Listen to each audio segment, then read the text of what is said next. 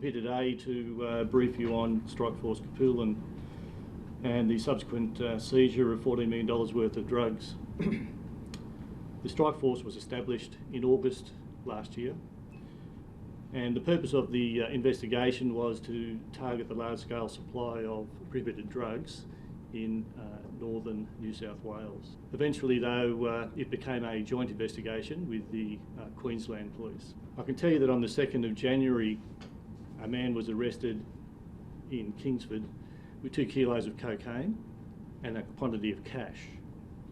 That person was subsequently bail refused and ultimately granted bail. It will be alleged that he had flown down from Ballina to pick up the drugs. On the 4th of January, investigators attended the Ballina airport and searched a vehicle. Within that vehicle were further quantities of drugs, but more importantly, almost $400,000 cash and a number of electronic devices. As the investigation unfolded, it became very clear that there was information on those devices that related to the importation of wooden plank. As the investigation continued, it was established that the planks were stored in sheds on the Gold Coast and in Lismore.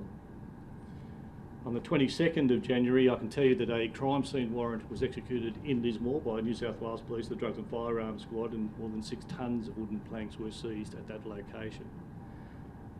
I can also tell you that at the same time, Queensland Police, the Queensland State Drug Squad, executed search warrants in a location, Mouldinar in Queensland, where they located almost 3 tonnes of wooden planks, but more importantly, a clandestine laboratory where an extraction process was underway. The Queensland Police arrested 4 men, aged 42, 45, 46 and 55 years old.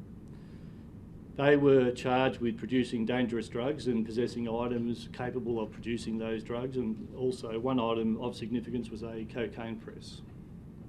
They were all subsequently bail refused. I can tell you that on the 10th of February, officers from the Drugs and Firearms Squad attended Ocean Shores, just on the north coast of New South Wales, and arrested a 33-year-old man. He was taken to Tweed Heads Police Station and charged with ongoing drug supply, being involved in drug supply for large commercial quantities and directing activities of a criminal group. He's subsequently been bail refused. I can tell you that arising out of the investigation, drugs in excess of $14 million worth has been seized. It's been a significant arrest and a significant breakthrough for us. Of significance, this investigation saw the first time for Queensland this concealment methodology.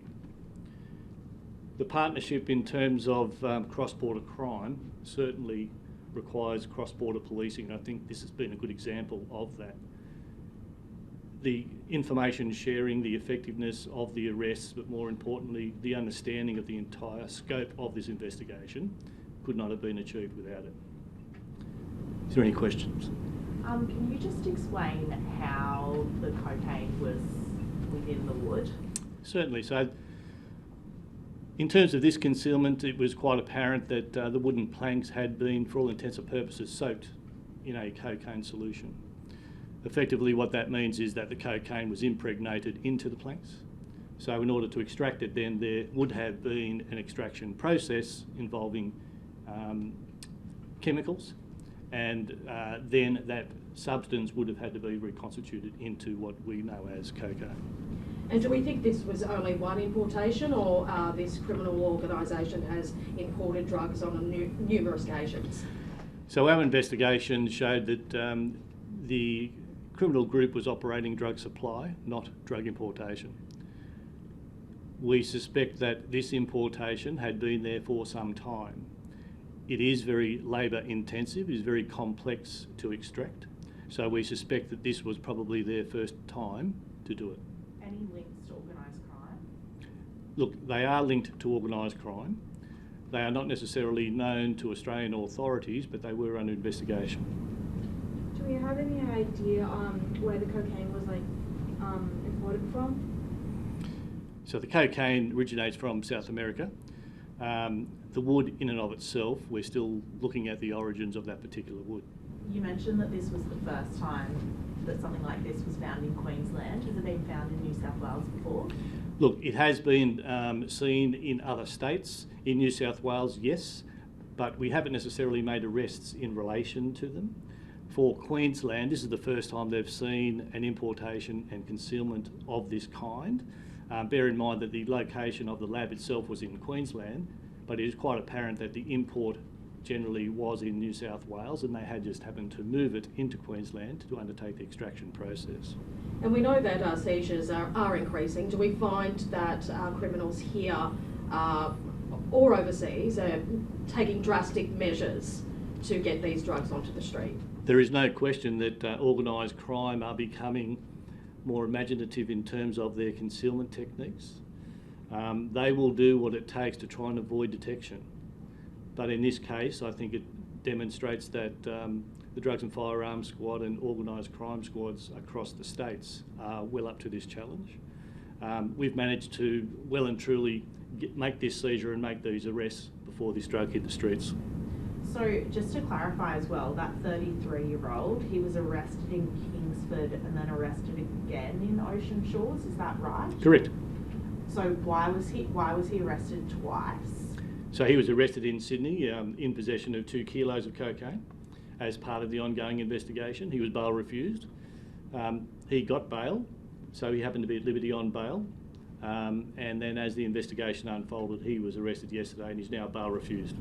And all of these people that were arrested, they're Australian citizens? No, they're not. One person in particular is a Colombian national. Do you expect any further arrests? Look, the investigation is ongoing well and truly. We won't be ruling out further arrests, but it has been a significant seizure. It started out as a drug supply investigation, and it has really unfolded into a drug importation. They have demonstrated their capability that they are moving in between the 2 states, between New South Wales and Queensland. So for us, this has been both insightful, but it has been meaningful in terms of taking this organised crime syndicate out. Do you think you will need to work with Queensland Police increasingly to tackle these kind of issues? Law enforcement continues to work with one another right across the nation, and in this case we continue to work with Queensland Police very, very closely. There is a lot of work still to be done, but I think it's safe to say that law enforcement and information exchange and operational opportunities are better than ever. So this alleged criminal that was at liberty on bail, did he re-offend, or were additional charges laid from the original investigation? No, the investigation continued, and then we've chosen now to arrest them based on the evidence that we had, and also based on the observations of Queensland Police and the findings that they made. And you go. Is it mine's on a different matter? Mine is too. Okay. Obviously, New South Wales Police have been under a bit of pressure because of what happened at protests on Monday. What kind of pressure are officers under when they are on the front line like that in a really stressful situation? Oh look, it's probably a matter for another day. I think that those types of things have been well reported and well responded by our Commissioner of Police actually this morning, and by other Assistant Commissioners. So I don't feel the need to comment any further on that. But it's business as usual for State Crime Command. It's business as usual for every officer right across the state.